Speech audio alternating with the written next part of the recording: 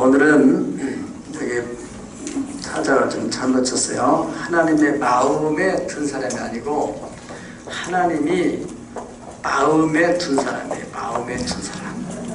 아시겠죠? 하나님이 마음에 둔 사람.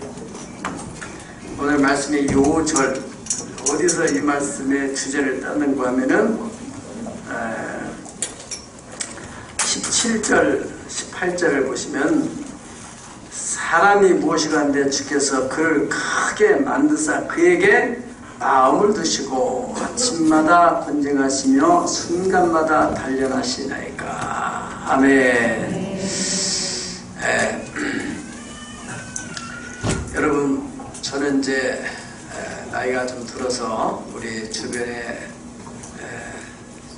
친구들, 목사님들 카톡을 보면은 그 카톡 사진이 다 손주 아들이나 손주 딸이나 다 올라와 있어요. 그건 뭐를 말합니까? 그분들의 그 마음에 그 손자가 속에 있다는 거 아니겠어요? 그러니까 카톡에 거기 사진을 아무거나 올리지 않잖아요. 자기가 마음에 둘만한 중요한 것들을 거기다 올리는 거잖아요. 여러분들의 카톡 사진에는 뭐가 올라가 있는지 모르겠습니다만은 아무튼 이 마음에 둔다는 것은 사랑하기 때문이고 또 나아가서는 거기에 대한 기대가 있기 때문에 마음에 둔다는 거예요. 하나님께서도 세상에 수많은 사람이 있고 또 수많은 성도도 있지만은 하나님의 마음에 둔 성도가 있다는 것입니다. 우리 가정에도 그렇습니다. 가정에도 자녀가 아무리 많아도 그 자녀들 가운데 왠지 그 부모님이 마음에 드는 자녀가 있어요. 왜요? 그 자녀에 대한 기대가 있어서 그렇죠. 여러분, 야곱이라는 사람이 아들이 몇 분이죠? 12명이죠. 12명인데 이 시대에 야곱이라는 사람이 카톡 사진을 올린다면 누구를 올릴 것 같아요? 그렇죠. 요셉을 올릴 것입니다, 아마. 요셉이 뭔가 기대가 되는 인물이니까.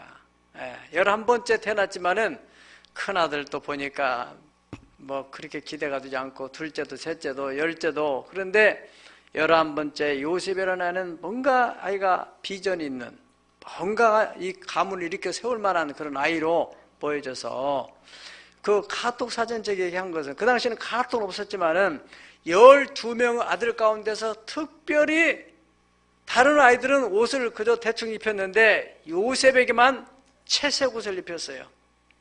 탁 보이도록. 그것은 아버지가 뭔가 그 아들에게 마음을 두고 기대감이 있다는 하나의 표징일 것입니다. 우리가 이 예수를 믿는 데 있어서도 그저 그냥 대충 믿는 사람과 이렇게 뭔가 확실하게 믿는 사람, 특별히 또 내가 예수님 믿어서 뭔가를 좀 나타내 봐야 되겠다. 하나님이 정말 살아계신가 좀 확인해 봐야 되겠다. 살아계시면 그 하나님이 과연 나를 어떻게 만드시는가 내가 한번 그걸 나타내 봐야 되겠다. 아멘. 이 오늘 간증 들으신 분들 얼마나 은혜가 되는 겁니까?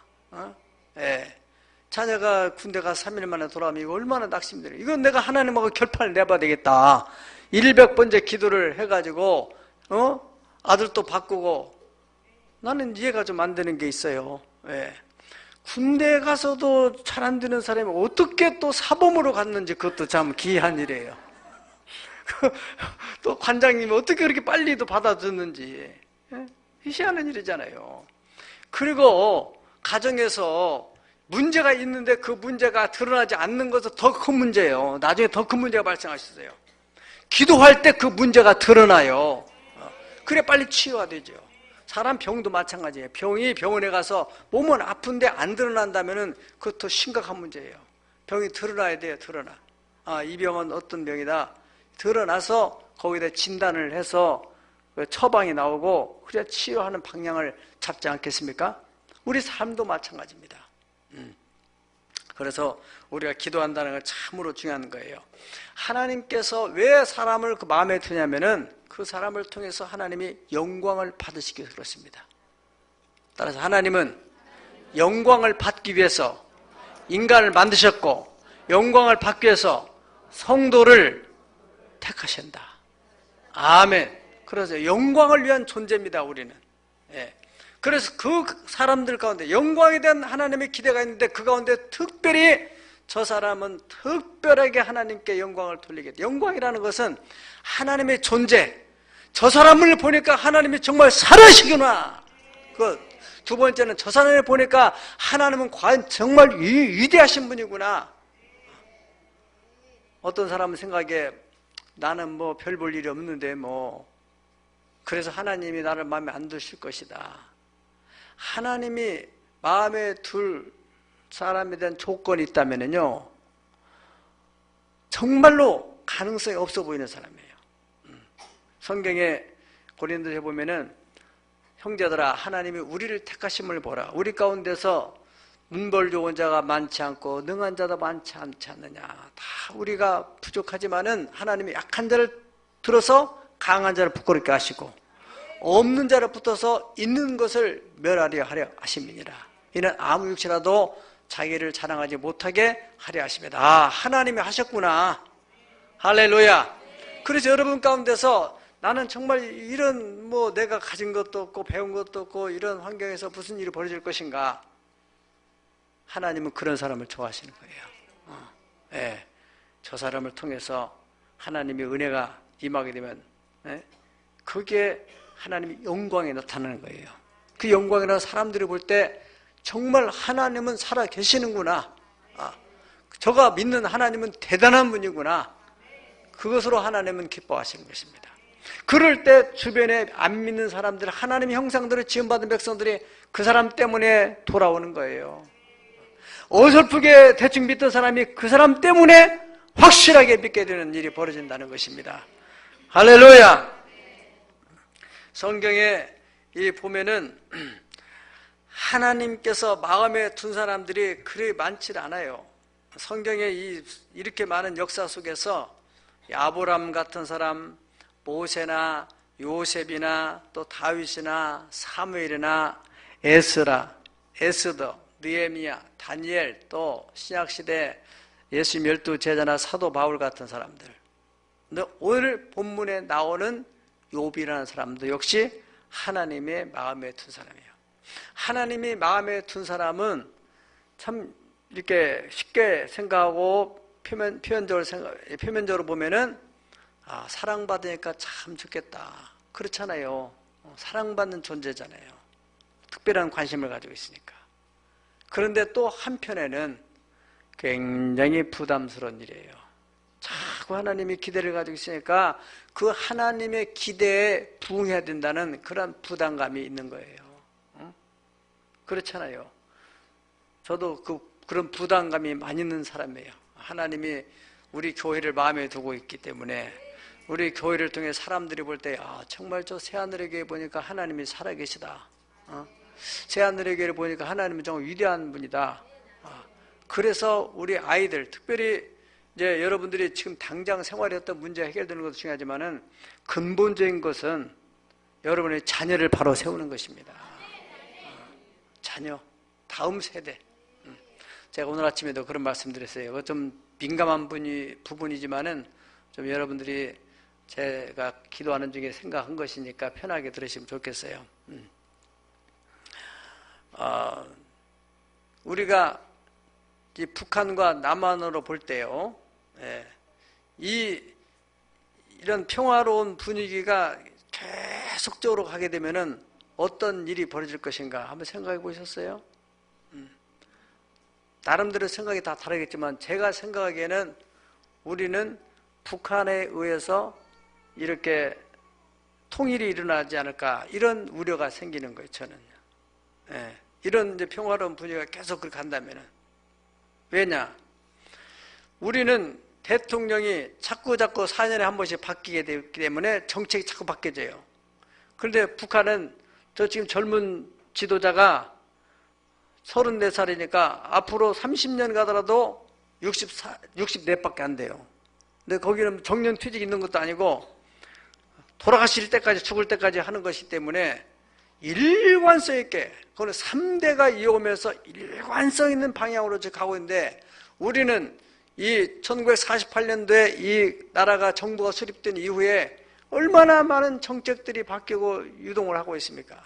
그럼에도 불구하고 하나님의 은혜가 있으니까 지금 여기까지 오고 있는 거예요. 그런 측면에서 여러분들이 여러분의 가정에 내 당대에 뭐를 막 이루는 거 아무리 많은 걸 가졌다 할지라도 여러분의 자녀가 준비가 안 되면은 그거 이 평생 버는 거 몇 년, 몇 달 만에 날리는 거 간단해요. 주변에 그걸 보지 않습니까?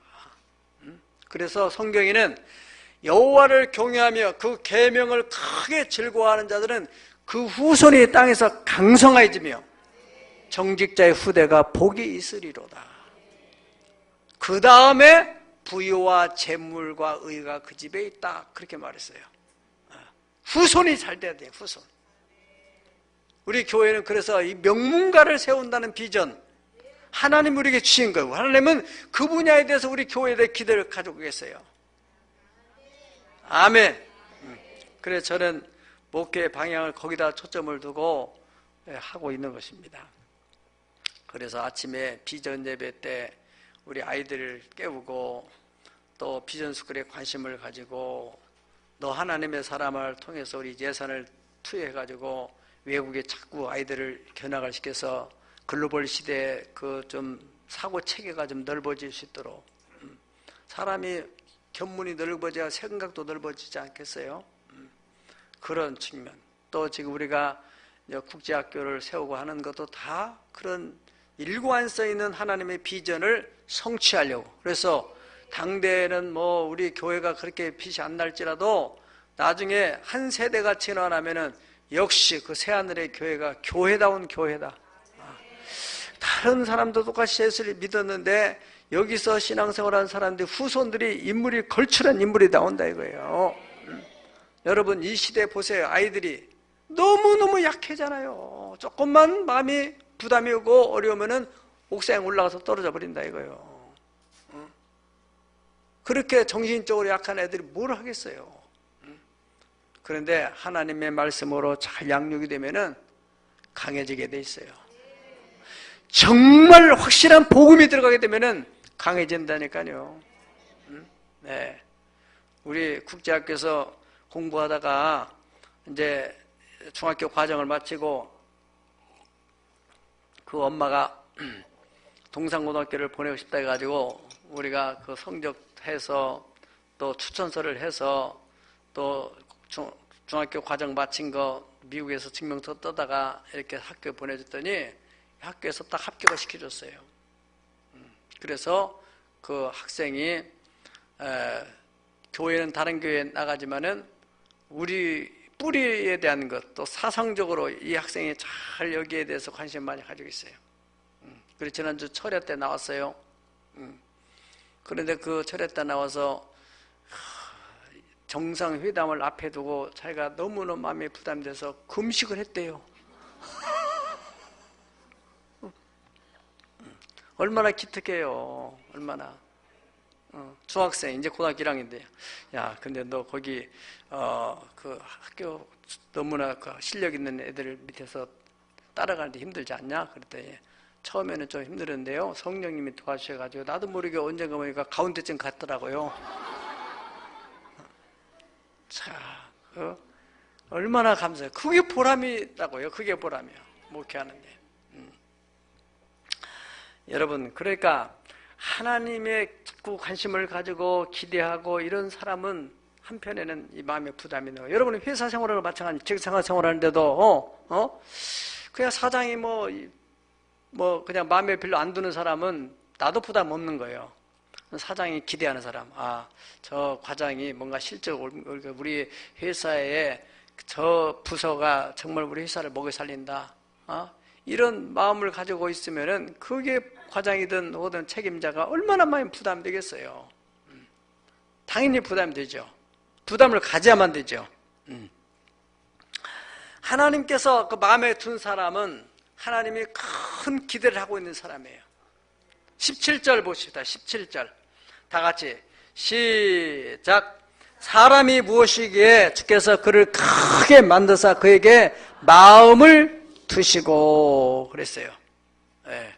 큰 기대 속에서 마음을 두되, 여기에 크다는 뜻이 이 히브리 원어에는 가달이라고 써 있는데, 이 가달이라는 말의 우리말 뜻은 위대하다, 강하다, 중요하다, 귀중하다, 그런 뜻을 담고 있습니다. 그것은 지금 당장도 그렇지만 미래적으로 이 사람은 위대하게 될 것이다, 이 사람은 아주 귀중한 존귀한 그런 인물이 될 것이다 라는 기대감이 담겨있는 말이란 말이죠. 그래서 하나님께서 앞으로 이 사람이 훌륭한 위대한 사람이 돼서 하나님의 영광을 크게 드러날 것에 대한 기대를 가지고 마음에 뒀다는 거예요. 네. 지금 당장 문제가 아니라는 거예요. 당장. 성경의 사사기 6장 12절에 보면은 하나님께서 그 기드온에게 딱 나타나서 첫 번째 하신 말씀이 큰 용사여 여호와께서 너와 함께 하시도다, 그렇게 말씀하십니다. 그러니까 기드온이 지금 뭐 하고 있어요? 포도즙 틀에 숨어가지고 타작을 하고 있는 상황이에요. 미디안 군대가 우리나라로 같으면은 외정시대에 우리가 농사진 거 자꾸 일본 사람들이 막 공치려가고 뺏어가고 하니까 그걸 숨겨두고 이렇게 조심조심 이렇게 먹기 위해서 보관하고 하는 것처럼 당시에 이 미디안이라는 나라가 이스라엘을 정복해가지고 그렇게 그런 상황이었어요.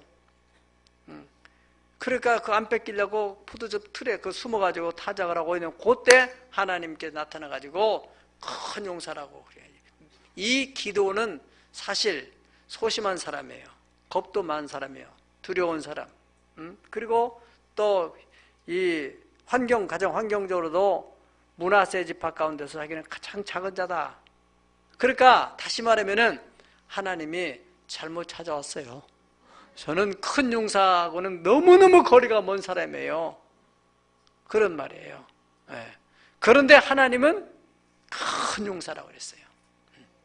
그래서 결과적으로 기드온은 나중에 큰 용사가 되었죠.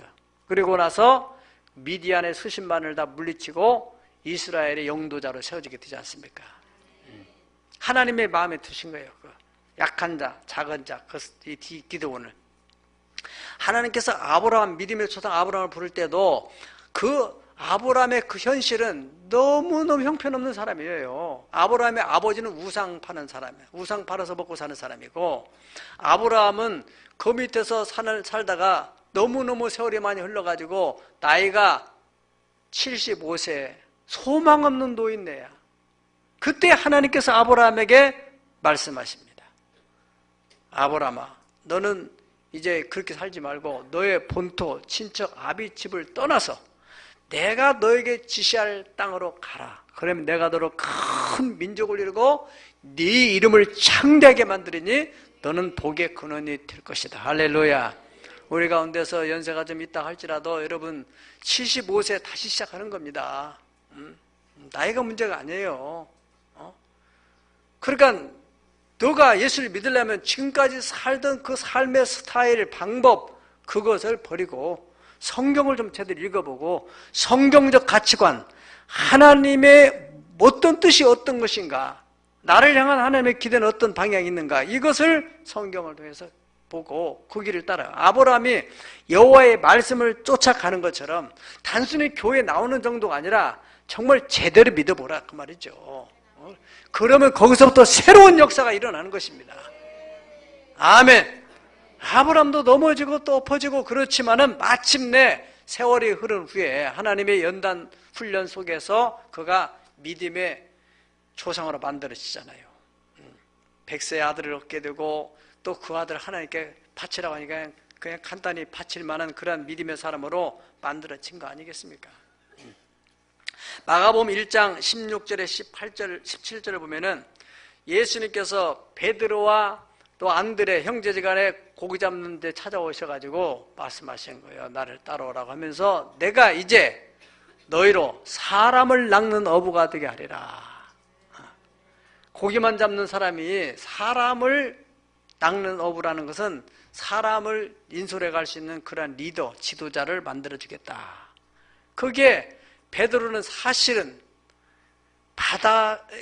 갈릴리 호수에서 어렸을 때부터 고기만 잡아먹고 살아서 한마디로 말해서 무식한 사람이에요. 그런데 그 베드로가 예수님에게 발견돼 가지고 예수님 말씀을 따라가다가 보니까 나중에는 위대한 사도가 됩니다. 예수님께서 베드로를 마음에 두신 거예요. 여기 지금 저와 여러분이 여기에 와 있는 것은 지금 하나님이 마음에 두어서 지금 여기에 와 있는 줄 믿으시길 바랍니다. 그 마음에 둔 사람에 대한 기대를 가지고 있기 때문에 그 기대를 이루기 위해서 하나님은 두 번째 단계로 훈련을 시키는 것입니다. 사람이 너나 할 것이 다 비슷한데 어떤 교육을 받느냐에 따라서 사람이 만들어져 가는 거예요. 인간은 교육적 존재이기 때문에. 그래서 우리가 아이들을 학교를 보내고 또 좋은 학교를 보내려고 하는 거 아니겠습니까? 똑같이 시골에 자랐어도 똑같은 부모에 자랐어도 어떤 교육을 받느냐에 따라서 사람이 달라지잖아요. 예. 하나님도 마찬가지입니다. 교회를 나와서 그저 교회만 들락날락 하게 되면 아무런 변화 안 일어나요. 말씀으로 인해서 교육을 받아야 돼요. 교육을. 말씀으로 인해 만들어져 다시. born again, 다시 태어나서 다시 과거에는 떡으로만 살던 내가 이제는 하나님의 말씀으로 사는 그런 훈련을 해야 된다는 것이죠. 어려운 문제 있으면 기도도 해보고 때로는 금식도 하고 이렇게 하면서 믿음이 자라게 돼요. 믿음이. 그래서 웬만한 것은 그렇게 세상적으로 생각하지 않고 신앙적으로 생각하고 신앙적으로 판단하고 그런 사람이 믿음이 자라면서 이제 믿음의 역사를 이루게 되는 것입니다. 그 욥도 당시 보통 사람이었지만은 하나님께서 그 훈련을 통해서 욥을 그렇게 만들어 갖고 또 여기서 지금 욥은 이미 큰 부자가 됐음에도 불구하고 하나님은 거기에 만족하지 않고 욥이라는 사람을 통해서 하나님의 대단한 관심을 가지고 있는 것이 뭐냐면은 복음이라는 뭔가 진짜 하나님을 믿는 거, 예수를 믿는다는 그 본질이 뭔가를 욥을 통해서 보여주려고 하신 거예요. 그래서 욥은 보여준 거예요. 저는 이 말씀 평상시에도 욥기 봤지만은 이 욥기서 이번에 특별히 욥기서 7장에 보면은 여기에 우리 한번 다 같이 보실까요? 여기에 보면은 3절부터 5절을 한번 읽어보겠습니다. 3절부터 5절. 다 같이 한번 해보세요. 시작. 이와 같이 내가 여러 달째 고통을 받으니 고달픈 밤이 내게 작정되었구나. 내가 누울 때면 말하기를 언제나 일어날까 언제나 밤이 갈까 하며 새벽까지 이리 뒤척 저리 뒤척 하는구나. 내 살에는 구더기와 흙덩이가 의복처럼 입혀졌고 내 피부는 굳어졌다가 터지는구나. 저는 여기 이 5절 말씀을 다 읽는 순간 마음이 얼마나 쨍한지요. 남의 얘기가 아니라 내가 그런 입장이 난다면 저는 실제로 사람이 이 욕창이 생겨가지고 그 구더기가 생긴 것도 봤거든요. 제가 지금은 요양원 시설이 있어가지고 그렇게 구더기 안 생기도록 의식 없이 누워있는 분들이 이렇게 뒤치켜 놓잖아요.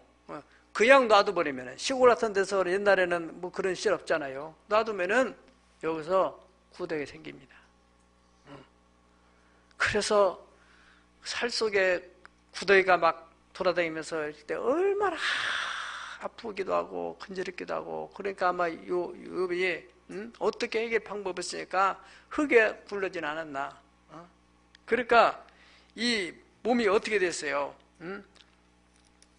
흙에 의해서 이 흙동이처럼 피부가 굳어졌다가 또 말르면은 터져버리게 되는 그야말로 생명의 한계 상황까지 들어가는 거예요. 그 고비 딱 넘어가면 죽는 거예요. 그리고 오죽하면은 이러는 것보다는 차라리 죽는 게 좋겠다. 그래서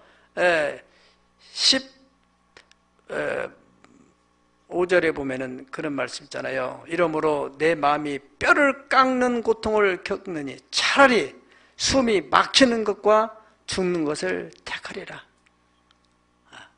차라리 이럴 바에는 죽는 게 좋겠다. 차라리 하나님 내 생명 거두세요. 어지간히만 아파도 사람이 죽고 싶은 마음이 있고, 뭐 요즘에는 조금만 힘들어도 죽고 싶다고 하는데 이거는 정말 한계 상황이에요. 뼈를 깎는 것 같은. 그런데 이 죽음이라는 게 우리 성도는 자살할 수 없잖아요. 죽으면 내 맘대로 할 수 있는 게 아니에요. 그래서 16절에 그러잖아요. 내가 생명을 싫어하고 영원히 살기를 원치 아니하오니 나를 놓으소서. 내 날은 헛된 것이 헛것입니다. 그러니까 의미 없이 내가 이 병 들어가지고 지금 의미 없는 인생을 지금 몇 달째 지금 이러고 있는데 하나님 놓아서 그냥 가게 해주세요. 내가 뭔데 나에게 이렇게 관심을 두고 기대를 하면서 왜 나를 이렇게 힘들게 하냐 그 말이죠. 여러분들이 힘든 분도 있으면 좀 욥기서를 한번 보세요. 그래서 그런 그야말로 견딜 수가 없는, 이거는 보통 일이 아닙니다. 어렵게 살다 이렇게 어려운 일당이 아니고 당시에 최고 하이 클래스에 살다가 떨어져가지고 그야말로 비천하기, 그지없는 그런 바닥으로 떨어진 거 아닙니까? 자식들이 죽고 재산 날라가면 정신적인 충격도 충격인데 자기 몸이 완전히 이제 망가져가지고 어디 성한 곳이 그 구더기가 막 속에서 생겨가지고 견딜 수가 없는 그런 상황에 닥쳤으니. 그런데 여기서 욥은 신앙을 부인하지 않는다는 거예요. 이제 뒤에 나보면 알지만은 욥은 내가 육체 밖에서 주님을 보리라. 나의 가는 길은 오직 그가 아시라니. 그가 나를 단련하신 후에는 내가 정금같이 나오리라. 할렐루야. 이런 대단한 고백을 하는 겁니다. 여러분, 우리가 예수 믿는 것에 대해서 복 받는 것 당연히 있습니다. 자녀가 잘 되는 것도 있습니다. 몸이 건강한 것도 있습니다. 그러면은 이건 뭐냐? 죄진 것도 아닌데 왜 이렇게 자녀도 망가지고 가정이 풍지박산이 나고 또 몸은 몸대로 이렇게 되고 이게 뭐냐 이게?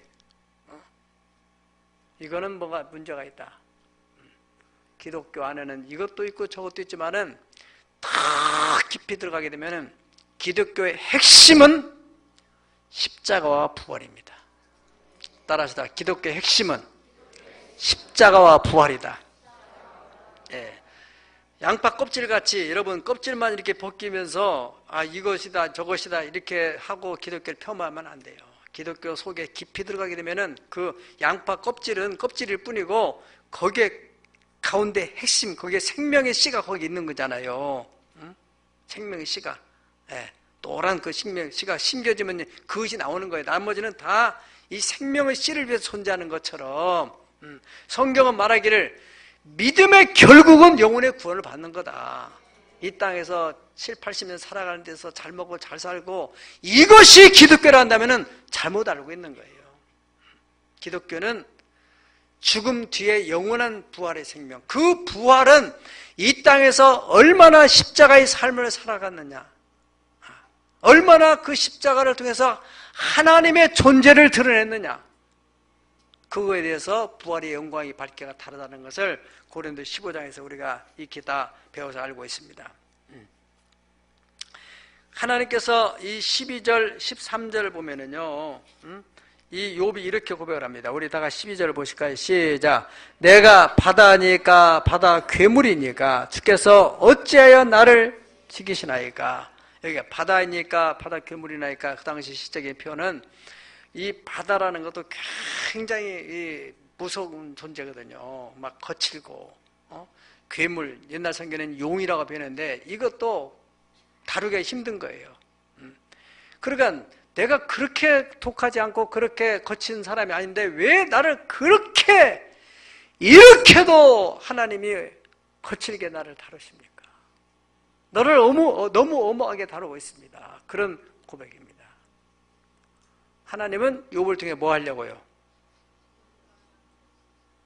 십자가와 부활, 죄를 져서 오는 고난이 아니라 하나님의 영광을 위해서 드러내는 고난, 영광을 위한 고난. 예수님께서 이 땅에 오셔서 십자가 지신 건 죄 때문에 진 것이 아니라 하나님의 영광을 드러내기 위한 그 십자가의 수치와 고난을 담당한 것은 그가 그 고난 후에 오는 부활의 영광을 우리에게 보여주시려고. 바로 이것이다. 기독교란 이런 것이고 예수님을 따라하는 이런 것이다. 여러분 우리 각자에게 주어진 그 십자가를 잘 감당만 하면은 반드시 부활의 영광이 오는 것입니다. 우리가 사박 위협삼을 당해도 쌓이지 않고 답답한 일을 만나 낙심하지 않고 거꾸를 뜸을 당해도 망하지 않고 예수 죽인 그 십자가를 짊어지는 사람은 반드시 예수의 생명, 부활의 생명이 그의 삶을 통해서 나타나게 됩니다. 자녀가 힘들고 남편이 힘들고 가정이 어떤 아내가 힘들 수도 있고 그렇지만은 차마 내가 신앙 때문에 버리지 못하고 그걸 내게 주신 길이고 내게 주신 사명을 알고 품고 나가다 보면은 반드시 변화가 일어납니다. 할렐루야. 사람들이 놀라는 거예요. 저 술주정이 고주망태이 된 사람이 어떻게 저렇게 사람이 바뀔 수가 있을까? 친구도 놀래고 술 없이는 못 살고 담배도 하루에 몇 가지 피던 사람이 어떻게 담배를 저 끊을 수 있느냐? 보통 인간적으로 담배를 끊는 사람은 독한 사람이라고 그래요. 그런데 세상으로는 독하지만은 이건 하나님이 끊게 하는데 어떻게 할 수가 없는 거예요. 네. 본인이 어떻든지 뒤에서 누가 기도하든지 그러면요. 이 술도 나름대로 술 맛있어요. 술 먹어보세요. 먹어보고 나서 말하시라고. 얼마나 맛있으면 그 고기나 이런 걸 안 먹고 그걸 사서 먹겠어요. 그 나름대로 이런 맛이 있다고 하잖아요. 그렇게 맛있는 것이 언젠가는 맛이 없어진다니까. 이게 또 어떤 사람은 막 오바이트가 나온다잖아요. 이것만 먹으면 오바이트가 나온다잖아. 그렇게 맛있던 술이, 그렇게 담배가 좋던 게 이게 하나님이 누군가의 기도로 인해서 끊어지게 만드는 그런 하나님을 믿으면 아멘 하세요. 다윗 왕도 아주 참 고난을 많이 겪었지 않습니까? 왜? 하나님이 다윗 왕을 마음에 뒀기 때문에 그래요. 그가 무슨 잘못한 것이 없어요. 나라를 위해서 또 사울 왕을 위해서 생명 걸고 싸워준 사람인데 사울 왕이 그렇게 다윗을 죽이려고 쫓아다닌단 말이죠. 하나님이 놔두는 거예요. 사울 왕을 통해서 하나님이 그를 훈련시키는 것입니다. 시편 102편 3절에서 7절까지 보세요. 다 같이 읽어보겠습니다. 시편. 내 날이 연기같이 소멸되며 내 뼈가 숯같이 탔음이니이다. 내가 음식 먹기도 잊었으므로 내 마음이 시들어버리고 말려버렸으며 나의 탄식 소리를 말미암아 내 살이 뼈에 붙었습니다. 그러니까 너무너무 힘들어. 그 다음에 넘겨보세요. 다 같이 시작. 나는 광야의 올빼미 같고 황폐한 곳에 부엉이같이 되었사오며 내가 밤을 새우니 지붕에 외로운 참새 같으니이다. 지금 그 상황이 연기같이 내 뼈가 숯같이 타고 내가 음식 먹는 것도 이제는 맛이 없을 정도 너무나 힘들어서 그리고 나의 탄식 소리를 말미암아 내 살이 뼈에 붙었다고 그랬어요. 광야의 올빼미 같고 황폐한 곳에 부엉이 같고 외로운 참새 같고 자기의 그 처해진 그 상황을 이 시로 표현한 것입니다. 이러한 과정을 통과했어요.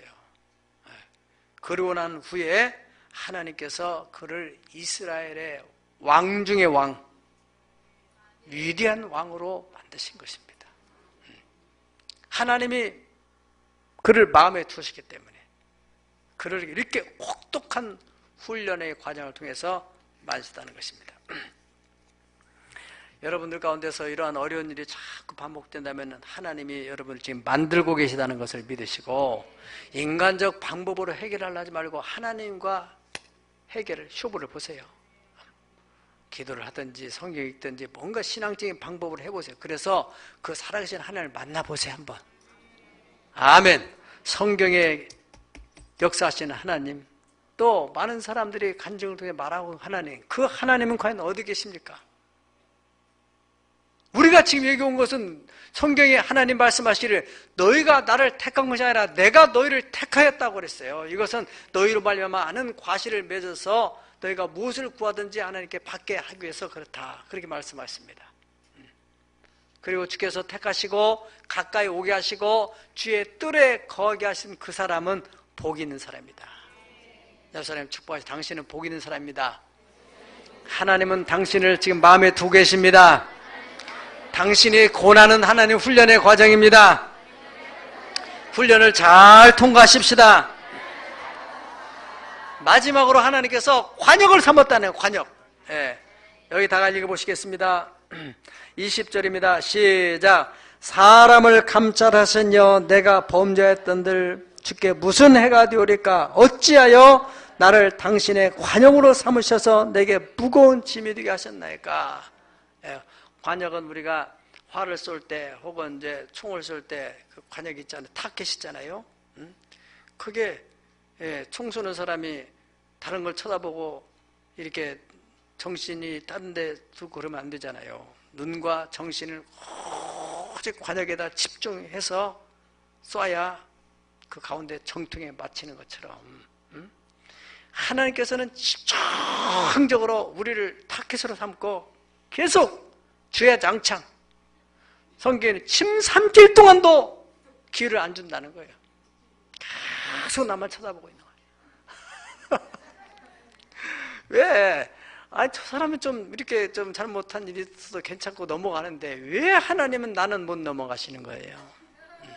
주일도 바쁘면 빠질 수도 있고 생활하다 보면 11조도 못 낼 수도 있고 또 어쩌다 보면 이럴 수도 있고 저럴 수도 있고 그러는 건데 왜 하나님은 그렇게 나한테 민감하십니까? 하나님이 왜요? 관역을 삼으시기 때문에요. 그런 사람은 하나님께서 예민하게 반응하시고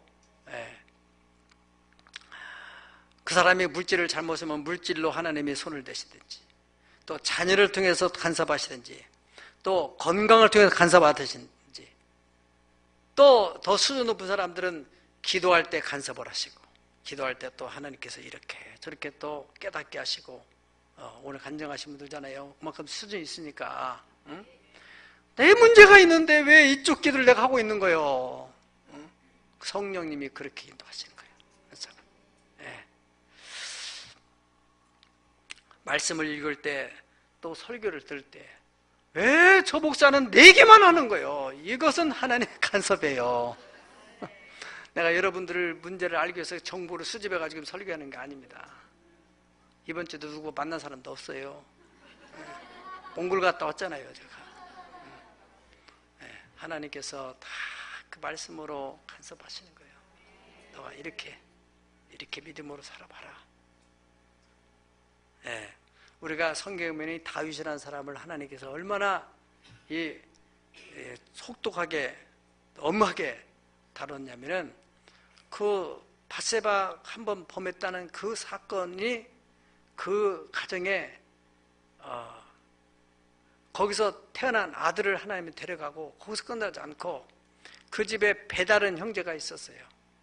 암논이라는 그 참 준수한 아들이 있었는데 요놈에게 나쁜 마음이 들어가가지고 그 다말이라고 하는 그 배다른 여동생을 범하게 돼요. 가정에서. 그러니 그 다윗이 얼마나 기가 막힌 일이에요. 그런데 그것으로 끝나지 않고 이 다말이 그것을 자기 배가 같은 오빠한테 압살롬한테 얘기를 했어요. 그러니까 압살롬이 열이 받았죠. 이 암논을 어떻게 유혹해 데려가가지고는 죽여버리는 거예요. 그러나 다윗 입장에서는 똑같은 아들인데 그러니까 다 마음이 상한 거죠. 그래서 이놈을 보지, 이놈도 좀 잘생긴 놈인데 이런 일이 벌어지니까는 안 보려고 내보냈는데 나중에 이제 부하들 때문에 어쩔 수 없이 압살롬을 이제 받아들였어요. 그런데 이놈이 아버지는 그래도 아버지의 마음을 가지고 순간에 아팠지만은 다 풀었는데 이놈은 안 풀고 있는 거예요. 그러다가 백성들이 자꾸 다윗한테 가면 그 백성들의 마음을 도둑질하는 거예요. 자기 마음 자기한테로 다 돌리게 만들어 가지고 반란을 일으켜 가지고 다윗을 죽이려고 하는 거예요, 이 아들이. 그래서 다윗이 맨발 보고 도망가잖아요. 그런 그 혹독한 고난을 당하게 됩니다. 하나님께서 다윗을 마음에 두었기 때문에 그렇습니다. 이미 왕이 된 거, 왕만 사모하는 게 아니라 왕 중의 왕, 왕 중에서도 특별한 왕, 하나님 마음에 딱 맞는 왕, 그런 왕을 만들기 위해서 하나님께서 엄하게 다윗을 들었어요. 그리고 히브리서 12장 6절에 보면은 주께서 사랑하시는 자를 징계하시고 그가 받아들이시는 아들들마다 책찍질하시느니라. 무릇 징계가 당시에는 즐거워 보이지 않고 슬퍼 보이지만은 이것으로 말미암아 연단을 받은 사람은 의와 평강의 열매를 맺느니라. 그랬습니다. 징계가 없다면은 그 아들은 사생자요 참 아들이 아니다. 히브리 12장 8절에는 그렇게 되어 있습니다. 하나님께서 어떤 경우는 내버린다는 거예요. 고린도전서 5장 5절에 보면 이런 자를 사단에게 내줬으니 이는 육신은 멸하고 영은 주 예수의 날에 구원을 받게 하려 함이시라. 그랬어요. 분명히 하나님의 백성인데 그 하나님의 마음을 두시고 하나님의 마음을 두시고 이 사람을 쓰시려고 영광을 받으시려고 하나님께서 훈련하시고 계속 간섭을 하시고 그런데 그것을 싫어하고 거절하고 막 나가고 그런 하나님께서 내버린다는 거예요. 여러분들이 아무리 힘들고 어려워도 여러분 마음속에서 버려서는 안 될 것, 그것은 하나님은 살아계시다. 하나님은 나를 사랑하신다. 하나님은 나를 통해서 어떤 계획을 가지고 계신다.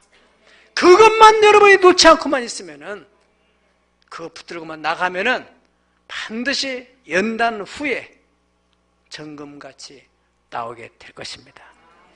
하나님이 마음에 둔 사람은 하나님이 크게 기대하는 사람입니다.